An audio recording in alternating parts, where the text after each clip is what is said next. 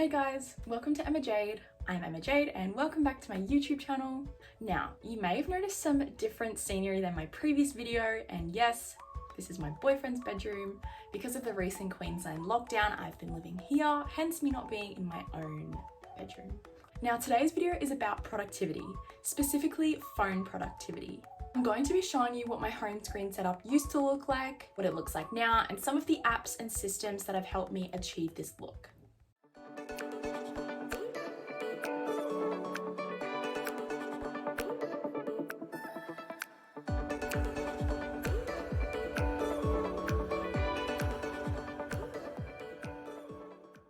So because I have an iPhone, this video is going to be relative to iOS 14/15. So sorry Android users, but I hope you will still be able to get some value out of this video. On the screen now, I'll show you guys what my home screen setup used to look like. It was very aesthetically pleasing and served all of the purposes that it needed to, up until about a month or two ago, where it just became extremely long and it took me, forever to just be scrolling through each page just to try and find a certain app, especially in the beginning. However, with a few of my own ideas, inspiration from Pinterest and other sources, I was able to turn it into this. So first up, let's take a tour of each page of my new setup. I have set up my iPhone screen into 5 different sections, each relating to a different category. So I've got Central, Notion, Productivity, Communication, and Utilities. The first page is what I like to call Central or Most Used. All of the apps on this page are used every day, without a doubt. Firstly, we've got this widget up the top that displays the time, the day, the date, and my phone's battery. It's a really great way to know where I am with the day, the week, whatever. This also brings me to the first app of the video called Color Widgets. Color Widgets is a free app where you can create your own custom widgets such as this and others that I will show later in the video, all with your favorite colors and whatever you need to match your chosen theme/vibe. As you can see, I've used pink and white as they are my favorite colors. Next is this Google Calendar widget, which is absolutely amazing as I use Google Calendar every single day for all of my events. It's incredibly convenient when I'm able to just see all of my events for the day or even the next day at simply a glance. Next up, down here on the left, I have my recently listened Spotify playlist. As you can see, I've recently been listening to Georgie Stevenson's Rise and Conquer podcast. If you haven't listened to it before, please get onto it and listen to it. I will link it in the description. It is absolutely amazing and inspiring. And this little picture/widget will change depending on the last playlist you listen to on Spotify, which is great as I can just click back into it and see what I was most recently listening to and then just get straight back into it. The second last part of this first page are the 4 singular apps in the bottom right corner. And here I've got Outlook as I use it every single day to check all of my inboxes. I've got YouTube, which I use every day for either personal entertainment or for more inspo on videos like this. I've got Pillow, which brings me to my next app recommendation. Pillow is a free app that has in-app purchases to become a pro member, but it is seriously worth it if you care about your sleep and your sleep health, which is something that everyone should care about. I use Pillow every single night to track my sleep through my Apple Watch. You can just use your phone. It assesses your sleep and lets you know your optimal sleep time and all sorts of other info. You can also set specialized alarms to wake you up during your lightest cycle of sleep. You can change the alarm sound to a bunch of different sounds that are bound to wake you up. You can also choose how you will turn off the alarm, whether it's by long pressing a button for 3 seconds or just shaking the entire phone itself. That is entirely up to you. But the best part about this app is probably the sleep aid portion. These include things like meditations, stories, sound scenes or soundscapes as I think they call them, my personal favorite, which is music, or you can even import your own music from Apple Music if that is the music platform that you use.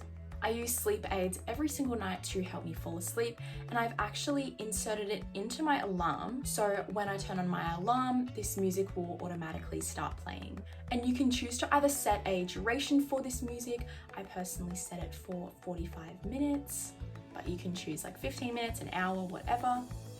Or you can also set it to turn off the music once it is sent that you have fallen asleep. So if you're willing to take that next step to improving your sleep and your night routines, then Pillow is definitely it.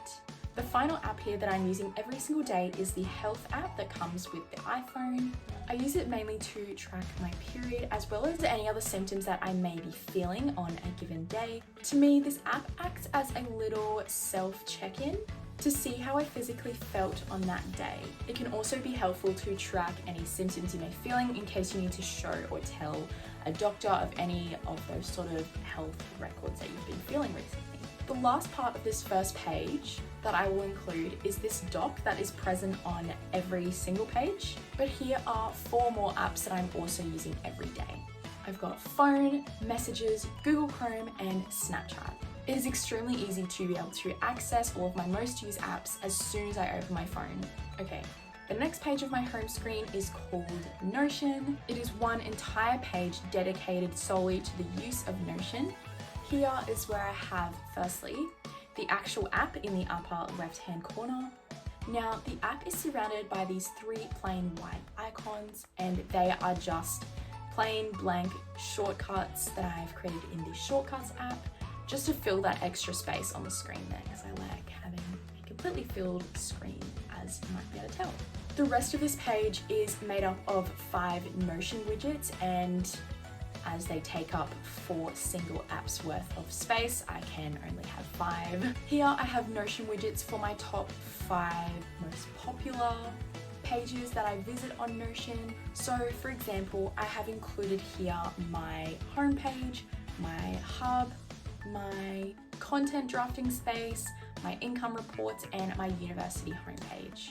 And by clicking on one of them, it just takes me straight to that page so I can get in and just start working on whatever I wish, instead of having to navigate through multiple pages. So the next page of my home screen is called Productivity, as you can see by the title at the top.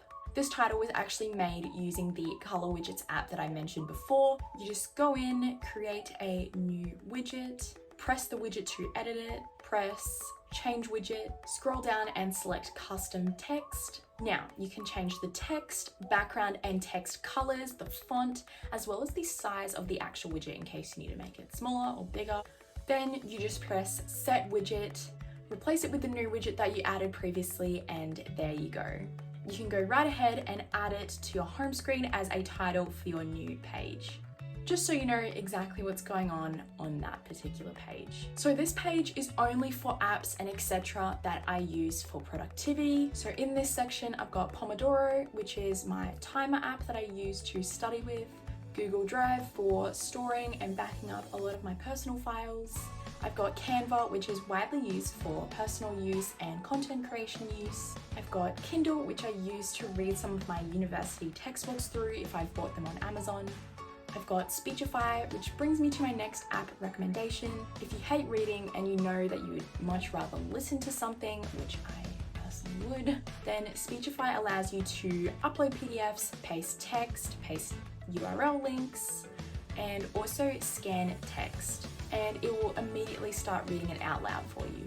Now, the app is quite limited in the free version, which is what I have, but I've seriously been considering getting the paid version, as it has cut my textbook reading times down by a considerable amount.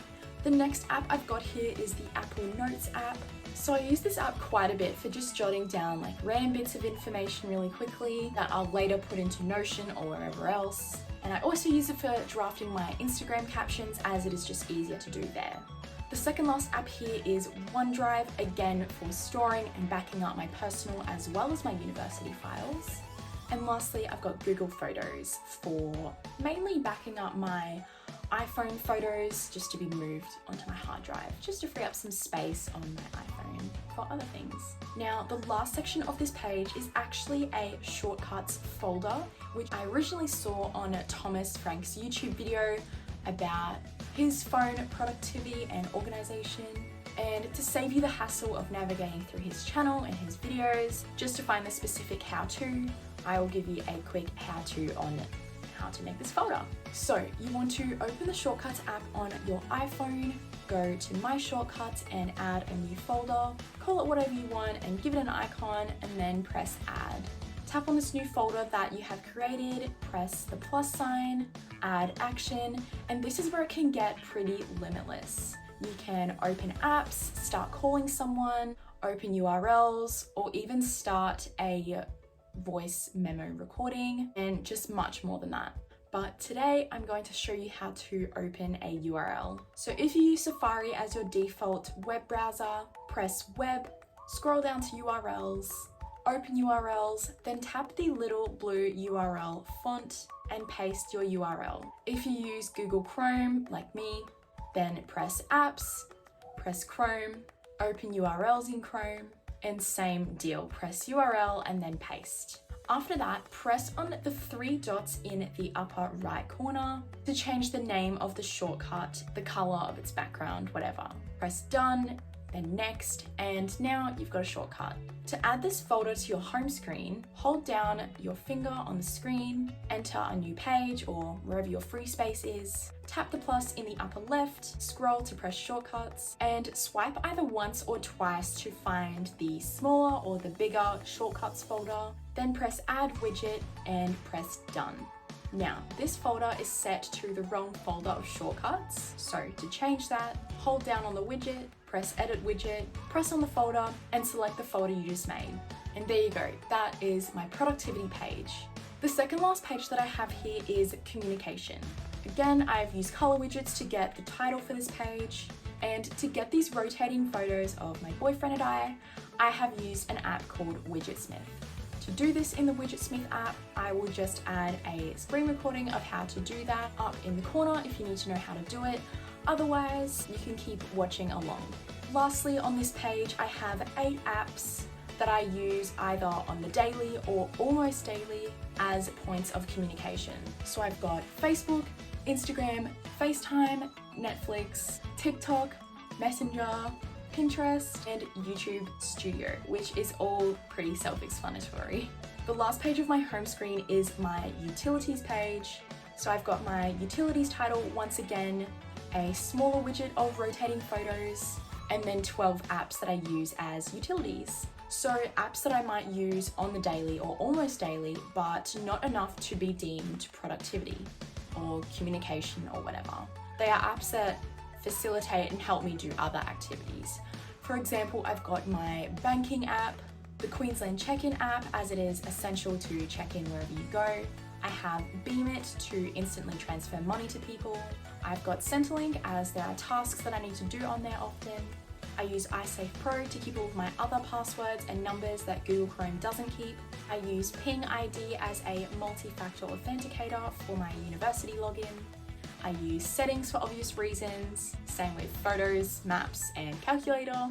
And then for my last app recommendation of the video, I have Authy. Authy is a free multi-factor authentication app that gives you that extra bit of security when logging into your various platforms that you may log into. It gives you 6-digit codes that verify your identity as soon as you want to log into one of your accounts, especially social media. So for example, I've got Google, Amazon, Instagram, PayPal, Facebook, and Snapchat set up for this feature. You can sign into Authy on any device so you never lose these codes or possibly get hacked, like what can happen by using some text message authenticators. So that is Authy. Just download it, make a free account, and get that extra little layer of security for your accounts. The last app that I have on my screen here is an app called Simple Transfer. I just use it to transfer these large iPhone videos from my iPhone to my laptop wirelessly, as you can tell that I don't have a camera to film my YouTube videos with.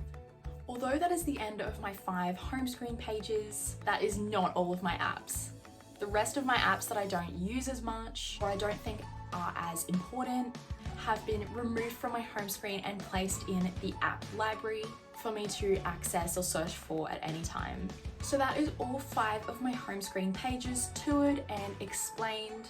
By setting up my iPhone home screens in this way has allowed me to save heaps of time, keep me motivated to only using the apps that are important to me, and most importantly, keep me from being distracted by games or other apps that I might mindlessly go onto when I'm bored. So I hope that you've enjoyed this video very much. Make sure to like, comment and subscribe for more content such as this. If you have any questions, queries or concerns, please submit them in the comments below, and I can't wait to interact with you guys in the comments. Thank you so much for watching. I really enjoyed making this video for you guys, and I'll see you in the next one. This has been Emma Jade signing off.